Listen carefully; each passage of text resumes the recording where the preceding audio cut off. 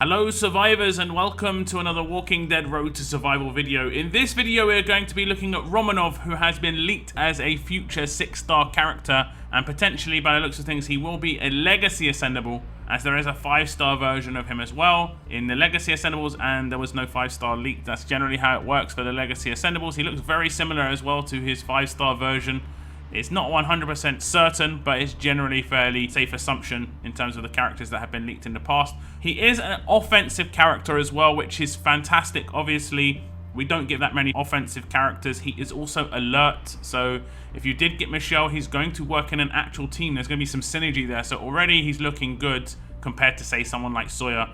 Now, he could be bad based on his rush, based on other things, but there's not much we can do there. We can only keep our fingers crossed with that. So we'll look at the 5-star version of Romanov first. And as a level 80 maxed out tier 4, his adrenaline rush was called Torched. It was 45 AP cost, and he dealt 600% damage and 400 burn damage for 3 turns to one enemy. So very high single target damage. And if he keeps that as a 6-star, he's going to be very, very nice. High single target damage is kind of what free-to-play have needed for a very long time, especially in Gen 2 meta, and well, we're getting into S-Class now, but Generation 2, there's no free-to-play single target damage. It's all line damage or attack 1 and some random other character, which is horrible when it comes up against these, Negan teams. It's horrible when you're coming up against these L teams in terms of that second hit can hit Negan and it kills 3 of your team. There's not much you can do in that case. That second hit can hit L and she can pop off her bide the next turn if she wants to and just one-shot any of your characters. It doesn't help in that case. So definitely need single target damage. He is a Decapitate as a 5-star as well, so very, very nice. Now, as a 6-star, the biggest downside of him in terms of just off face value with the stats, if they remain the same, he has only got 1,988 attack as a Generation 2 6-star, which is one of the biggest issues that Leon from the League store had, was that he didn't have 2k or more attack. Now, it is very close to 2k, but at the same time, that 12 damage can just, in terms of just visually, just be a really big downer for people looking at that. They should have just made it 2k flat, just make it look at least half decent and bring the other stats down by 6 each, just something as simple as that. He is a damage dealer, he is alert, so he's keeping all that the same. Now this part is all for fun because obviously there's no leaked rush, there's no leaked active skill, there's no leaked specialist skill, so it's all going to be for fun and just me guess working, theorizing the sort of character that could come out, and when he does get released I like to compare it to what I guess worked, if that makes sense. Just for fun. This is a nice little fun aspect. Now, as a 5-star, he does have a very nice single target rush, so that's what I want to keep as a 6-star. So we're going to keep it as single target. We're going to keep it called Torched. Probably going to be called like Blazed or something like that as a 6-star. Very nice and basic. The recharge rate, we're going to have a 76 AP, and we're going to pretty much keep it identical to the 5-star. Deal 600% damage and 400 burn damage for 3 turns to one enemy. Now that's the first part of that rush.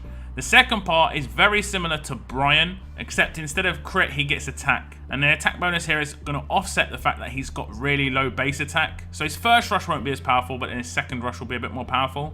This character gains 50% AP and 30% attack for 2 turns. So it will take him a little bit of time to get that first rush up, but the second rush will come around a bit faster and it'll hit a bit harder as well, just because of the fact that he's going to have that 30% extra attack. It's not going to be huge, but it's going to be a nice little bonus. If you're running someone who gives the buff anyway to your entire team, like a majority of people actually do run, especially if you're a free-to-play with Michelle lead, a lot of people run Kate, that 30% is not going to count for anything, but it is nice if you don't have that. And like I said, it offsets the fact that his base stat is so low. 1,988 base attack stat is not the greatest, to say the least. Now, the deal 600% damage to one enemy kind of has to stay to make this character the same as he was before. When we saw the release of Jackson, he massively changed as a character, and I did make a video about this when 6-stars were originally released, in terms of making these major changes to 5-stars and making them not the same as their 6-stars. People don't want this in general. People want the same sort of character as a 5-star as a 6-star.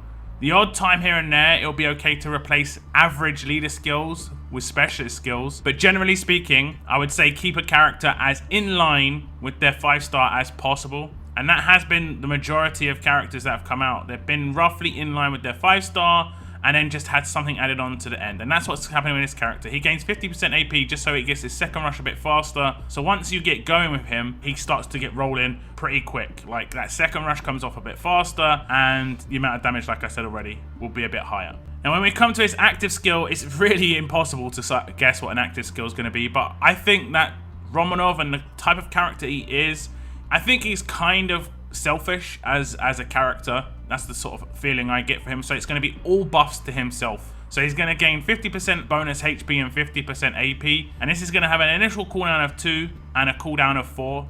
Kind of standard cooldowns and initial cooldowns. It could be a cooldown of 5. I'm not sure how balanced this will be. And then the number of uses will be like 2 to 4 generally. Those sort of amount of uses.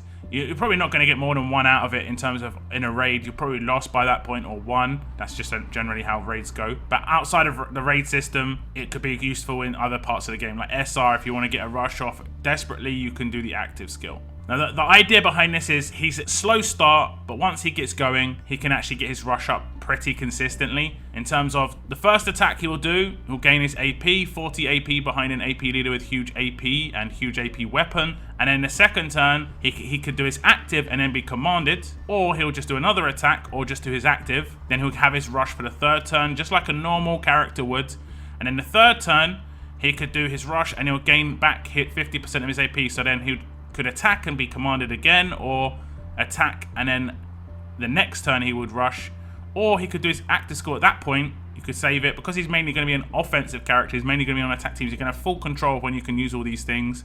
Bonus HP is nice, but it doesn't stop burn. It's probably going to have something to do with burn in the active skill, to be honest, but I just thought this would be like a nice self synergy because we need that sort of like boss character within free-to-play that isn't too overpowered. Like, this character looks nice and he could do a lot of damage, but instantly Axel, who was released months ago, is so much better than this character, like by a mile. The amount of damage output Axel can bring, he can rush every single turn if his weapon procs, and Romanov's not going to have any sort of weapon potential like that because he has got an attached weapon, and it's just a slightly upgraded version of his 5-star weapon. This is what his 5-star weapon looks like, and it's 15% attack, 10% HP, and death down when attacking, a better chance to cause minus 30% defense for 3 turns to the enemy. Now, as a 6-star, it is a nice base weapon, I'll give you that, because it has the 30% attack on there. As a 5-star, the fact that it didn't have an actual 30% stat is a bit disappointing, but that's the way it is. A medium bonus to AP when attacking, you obviously would want to upgrade that to huge. If you're going to use them on an attack team, you want to get that rush off as regularly as possible. Now, the death down on this, as much as a lot of people will see this,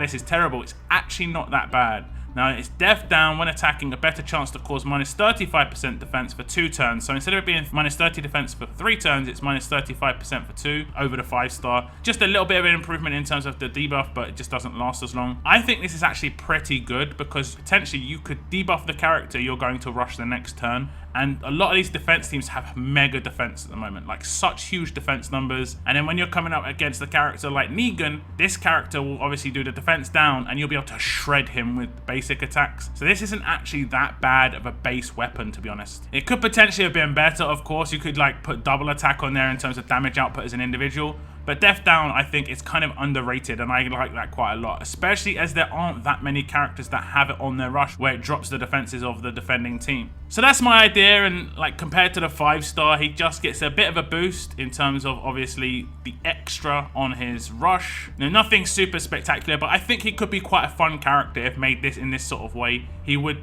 like I said, in the raid system, he would rush as normal for the first 3 turns, and then after the first 3 turns, it would start getting a little bit faster, which is, I think, what free-to-play need. The initial slowdown is fine. Within promo characters, they're rushing turn 2s. You know, they've got 66 AP characters. They've got 58 AP characters. He's still 76, so he's going to be quite slow on that initial rush. But once you get that rush off, you're going to be getting a second rush up a bit quicker. And like I said, I think this just could be a fun build for a character. I'm really happy that Romanov had come out. I think one of my top 10 picks was Blue Romanov or Red Romanov, just in terms of they aren't actually RTS created characters. So bringing those characters out is pretty cool. I think his art looks really sick as well. Do tell me what you think about this Romanov. Have you got any ideas of what Romanov could have? What sort of rush do you think he should have? What sort of active skill? And what sort of weapon upgrades would you decide to go for him? I think I'd probably go with 40% attack and AP on attack, make it nice and easy, lots of damage. And I'd maybe go a little bit balanced on his mods. Maybe a defense mod and an attack mod on an attack set, just to give him nice balanced stats between defense and attack. but I still want to get that attack over 3k if I can. So I'm looking forward to this guy coming out. No idea when it could be. Jackson was only a couple of weeks after he was leaked. It's been months since we've had Herschel, Maggie, Magna, and Lee. I've got no idea where those characters are, but they are defensive characters, and we don't really necessarily need them as much as we do offensive ones, so it is good, in my opinion. They are potentially bringing offensive characters into the frame. But that's the end of my video. Thank you very much for tuning in, and as always, keep on surviving, guys. Keep on surviving.